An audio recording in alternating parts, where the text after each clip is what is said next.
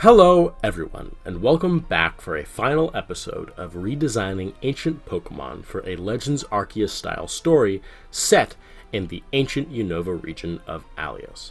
This is Pokémon Legends Kyurem.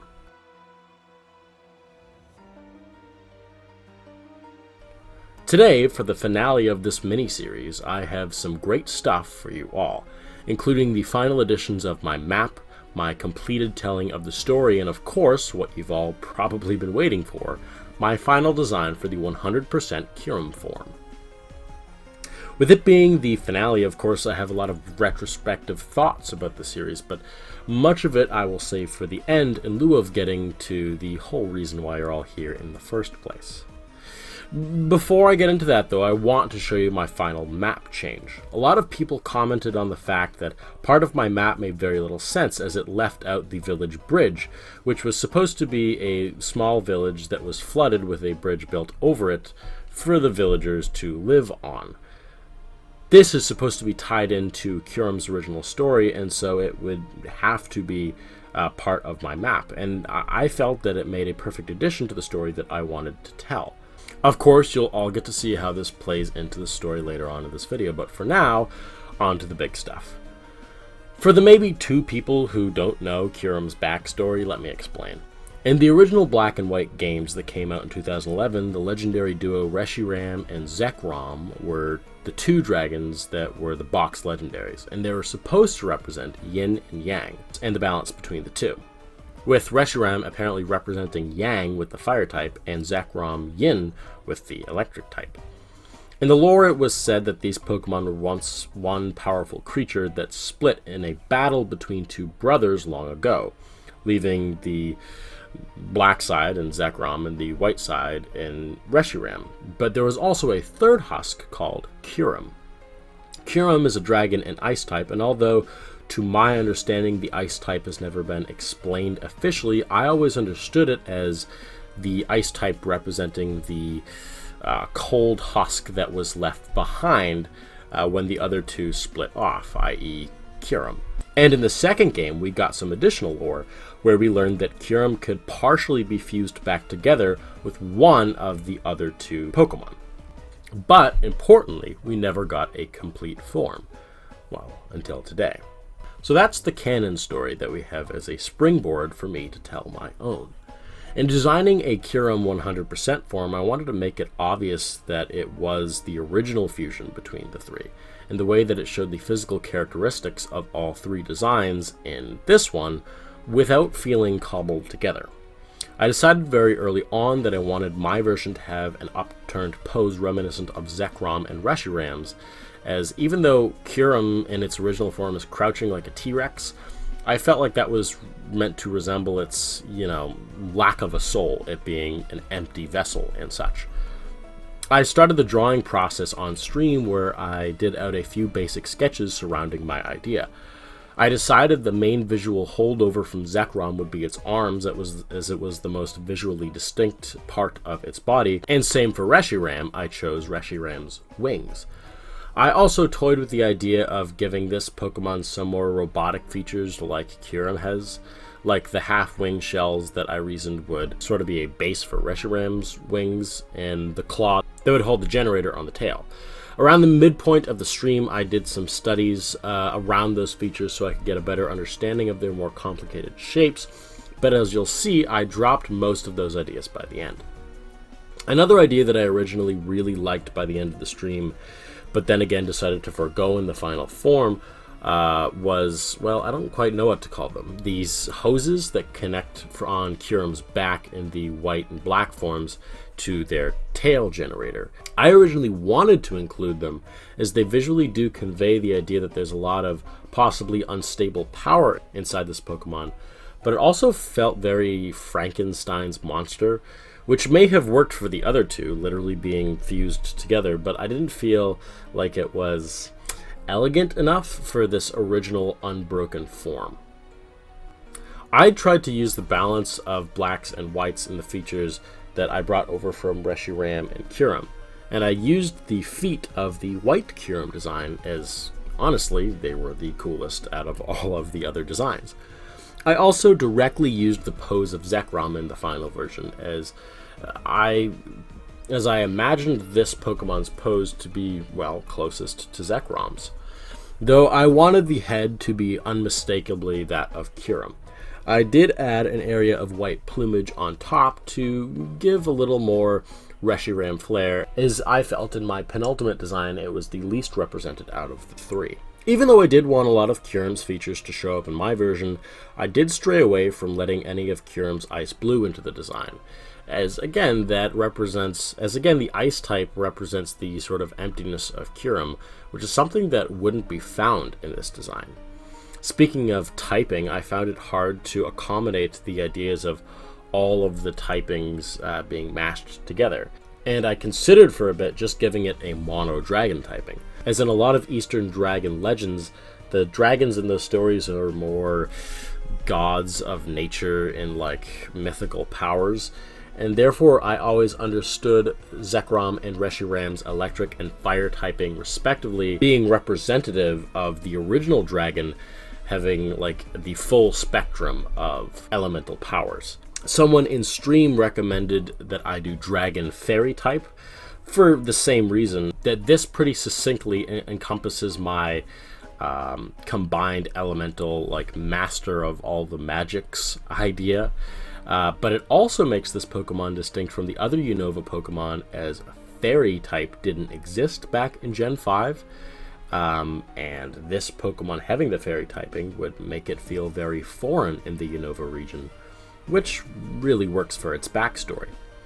Another commenter suggested the idea that its ability would give it electric, fire, and ice type stab. I have no idea if this would make this Pokemon too overpowered in the real game, but I really liked that idea, as it sort of fed into the whole lore of it being a master of elements that I talked about before. My final additions were a yellow accent color that ran down the seams of this Pokemon's front and also shone through the holes in its generator tail at the back. This accomplished a few things. The first is it referenced the color of the eye and horn of original Kyurem, and the second was that yellow felt like a good midway point between the elements of fire and electricity, as yellow can represent both of those elements. The shiny I gave a pale blue of original Kyurem to hint at this Pokemon's eventual fate. Kyurem 100% form, the Harbinger Pokemon. There is a legend in Aleosian folklore that speaks of this Pokemon. It is said that it will come to Earth on the back of a shooting star, just as the Pokemon Victini once did. Where Victini was said to have brought great luck to the Aleosian people, it is said that when the dreaded Kyurem arrives, it will bring great suffering. It is also said that one day a great hero could tame this Pokemon and bend its brutal abilities to their will, saving the people of Aleos. It's believed that in the native language of the Aleosian people, the name Kyurem means the one who brings doom. With Kyurem's design done, it's tempting to say that I'm done with the whole region, as I've already told a brief outline of the story once, but I'd like to tell it now in full with all the finished ideas implemented in the way that I imagined that they would be. But before we do that, I want to talk to you briefly about my Patreon. Now, longtime viewers of the channel will know that I don't talk about my Patreon very much, but I have some news that I did really want to share with you all related to it. My Patreon just recently got a brand new overhaul with 2 brand new tiers. The original tier remains, of course, the early bird tier for $3 a month that gives you access to new videos before they come out officially on YouTube. This includes the upcoming premiere episode of Pokemon Season 3, which you can find right now on Patreon. We also have my other 2 tiers. First is my Itinerary tier for $5, which gives you access to everything included in the previous tier, as well as monthly release date schedules and production updates, with the occasional behind the scenes and discarded sketches put on there as well. We have a $10 super tier called the Aesthet tier, which again, in addition to receiving all of the stuff for the previous 2 tiers, gives you access to all of my art as soon as it is done, so before I ever think of putting it in a video. Anyways, I thought now that my Patreon has been reworked into a way that I'm far more happy with, I thought I might as well update you guys on what it looks like now. But it still remains a great way to get the content that you love early and in new ways, while supporting me in my goal to make making art a full-time career. But now on to the story of Pokémon Legends Kyurem.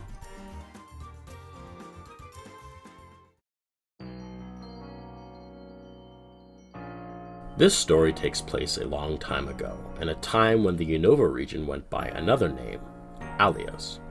This story may take place there, but it did not start there. Miles and miles across the sea in the far-off Galar region lies you, our protagonist, living with their mother in a small hamlet just outside of a pre-industrial Winden. It is nearly our protagonist's 10th birthday, and as such their journey is about to begin. Joining them on their journey is the best friend and soon-to-be rival, the hot-headed Ray. The two have known each other since they both could remember, and the protagonist considers Ray as more of a brother than a friend. The mother of our protagonist encourages them to go out and explore the world on their very own Pokemon journey, and urges you to go talk to the professor, who is setting up an expedition to a far-off region. The morning of the protagonist's 10th birthday, they and Ray go to the Pokemon research lab of Professor Cypress in an apartment in the heart of Winden, and there they meet the esteemed professor. While there, our protagonist signs up for the expedition by choosing one of the 3 starter Pokemon there and joining one of the Galar Imperial Service Corps. The protagonist is given the choice between Grookey in the Army Corps, Fennekin and the Sorcery Corps, or Quaxley in the Exploration Corps. I polled you all a few weeks ago to see what your collector favorite was out of the 3, so we'll just say that our protagonist took Grookey as it was the most popular one, while Ray took Fennekin, the Pokemon with the type advantage to our protagonist. During the time awaiting the departure from their home, our protagonist has a battle with Ray, who has a Hisuian Zorua as well as Fennekin. Whatever the outcome of the battle, both the protagonist and Ray board a ship that will take them across the seas to Unova. On board, they meet their new companions for their journey. Of course, they're already well acquainted with Professor Cypress and her Quaxley, but they also meet Arthur and his Yawmask, as well as Cori and her Poltergeist. Together, they set sail across the sea, eyes set on a new world.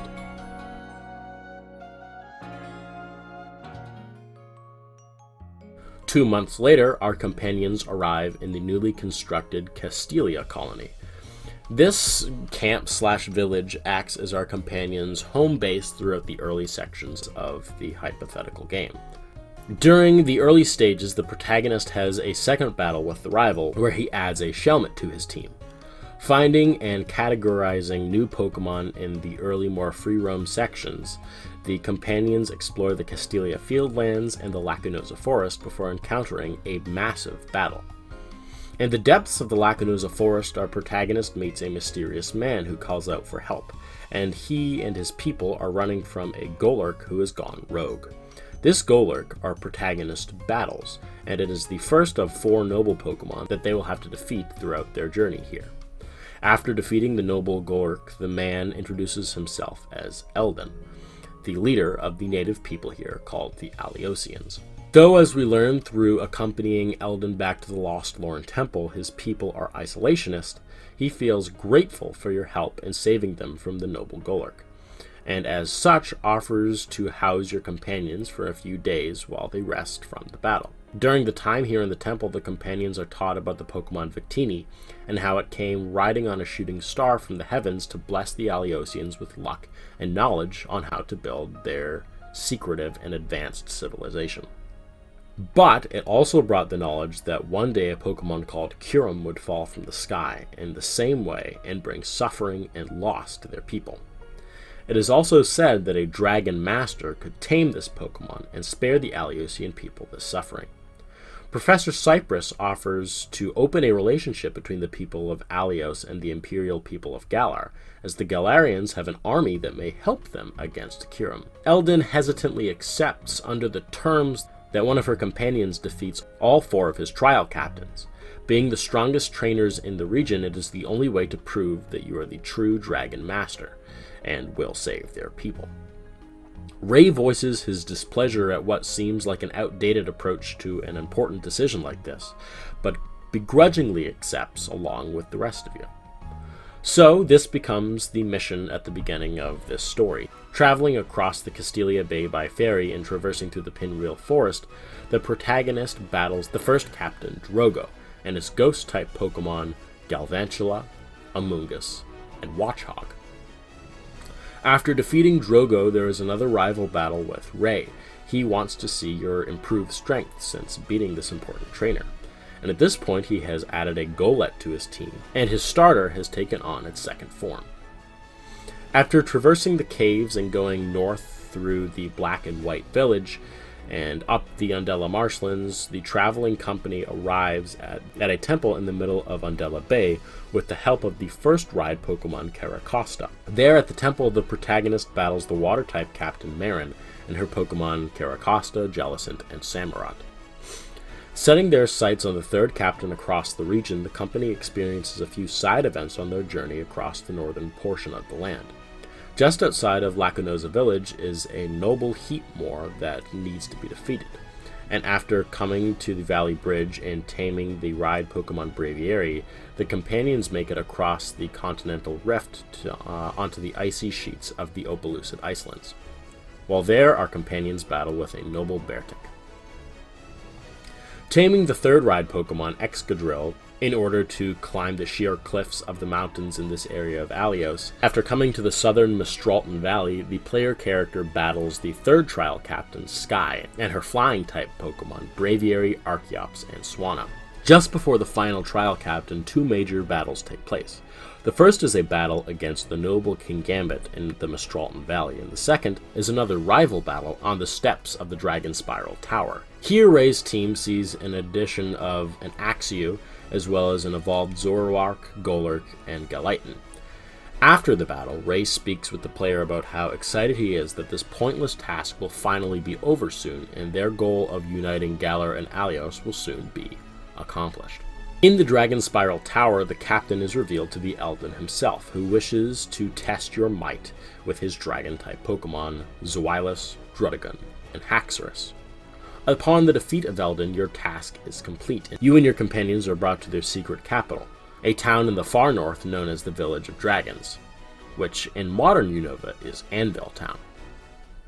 While there, you are granted access to the final ride Pokemon Sawsbuck, which allows you to travel faster and jump over previously unavoidable obstacles. The ceremony knighting you as the Dragon Master occurs, and it is reminiscent of the opening cutscene from Pokemon Black and White. But the ceremony is cut short, interrupted by a shooting star that streaks across the sky and falls to the ground in a fiery ball far off to the east. Using the ride Sawsbuck to get there quickly, the protagonist and their companions come to a fiery hole in the ground just north of Lacunosa, in a place that in the modern day of Pokemon is the Giant Chasm. Here, the first battle with Kyurem takes place. During the battle, Kyurem defeats the players in a scripted win and flees to reap destruction across Alios. Pursuing Kyurem, the protagonist and Ray battle it together, once in a blazing town of Lacunosa that the dragon burned to the ground, secondly in the flooded remains of the Valley Village, and finally on top of the Draginspiral Tower. It is here where you can finally capture Kyurem. Returning to the Village of Dragons, Eldon and his trial captains have decided to remain isolated from the world at large temporarily, while they rebuild their many destroyed towns, as they don't want to be taken advantage of in their weakened state. Although your companions are frustrated, all of you begrudgingly accept. All except for, of course, Ray, who at this point snaps. He says that they only went on this silly little quest to get a relationship going between the Aliosians and Galar, and now it is all for nothing. In his rage, he decides to use the power of Kyurem to force them to submit to his will. Obviously, our protagonist takes issue with this, and another rival battle takes place, this one far less friendly. Here, all of his Pokemon are fully evolved, but at the end of the battle, Kyurem, torn by the fighting between the two of you, splits into Reshiram and Zekrom. It is at this point where you have the choice between the two. Whichever one you take, Ray takes the other. Rey, in a full-on Anakin Skywalker move, goes pretty dark pretty quick, on a rampage across the region, destroying the major landmarks that you visited earlier, in a bid to make the Alliosians accept his rule out of fear. He sinks the Sea Temple and floods the Draginspiral Tower. Just before the final battle, you and your companions, minus Rey of course, are approached by Eldon for one last time, who gives you the Black and White orbs, saying that his people made these long ago when they first learned of Kyurem, and this power will give you the ability to lock Reshiram and Zekrom away forever. Returning to the Castelia Fieldlands, you find the ground scorched and trees dead. And it is here in the newly formed desert resort where the final battle occurs, against Rey's final team of Zoroark and his final evolved starter, as well as Galighton, Golurk, Haxorus, and either Reshiram or Zekrom. When the battle concludes, the protagonist seals Rey's dragon in the orb, and in a sad moment they turn to their very own dragon, who willingly accepts their fate. Rey, enraged, falls to the ground, expressing that the only purpose of coming to this land in the first place was to bring people together, and now that dream that the two of you once shared is all for nothing. He scowls, tears in his eyes, saying that you, the player character, someone who was once his friend, betrayed him. He stands and walks out into the desert, never to be seen again.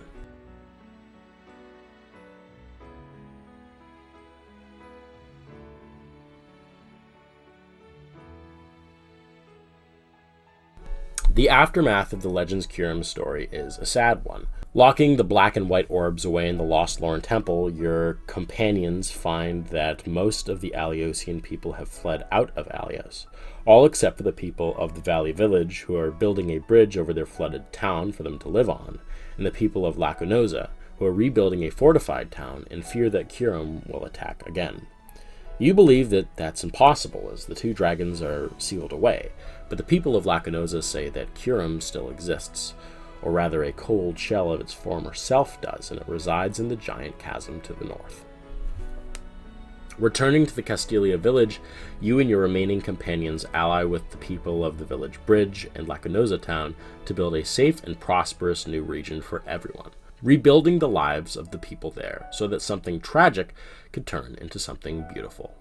And the Unova region, as we know it, is born.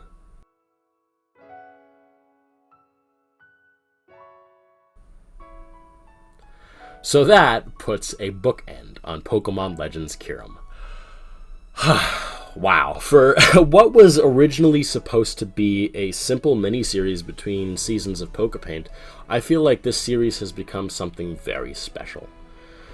Sure, with the shorter time period, I wasn't able to add everything that I wanted to. However, the final product that I was able to make in the end, I think ended up being something really cool. The freedom of not having to make a traditional Pokemon game allowed me to tell a more unique story that I'm really proud of, and I hope you all feel the same. That'll do it for now. I don't want to keep you guys any longer because I'm sure this video is going to be super long, at least longer than the others, but that being said, thank you for joining me on this Legends Kyurem journey, and I hope that you'll be sticking around for the third season of Pokepaint, set in the modern day in a region of my own making, based on Florida. I hope you're all as excited for that as I am, but until next time, I hope you all enjoyed this video. If you did, then leave a like, and if you want to stick around, then feel free to subscribe and turn on the bell to get notified when I upload next.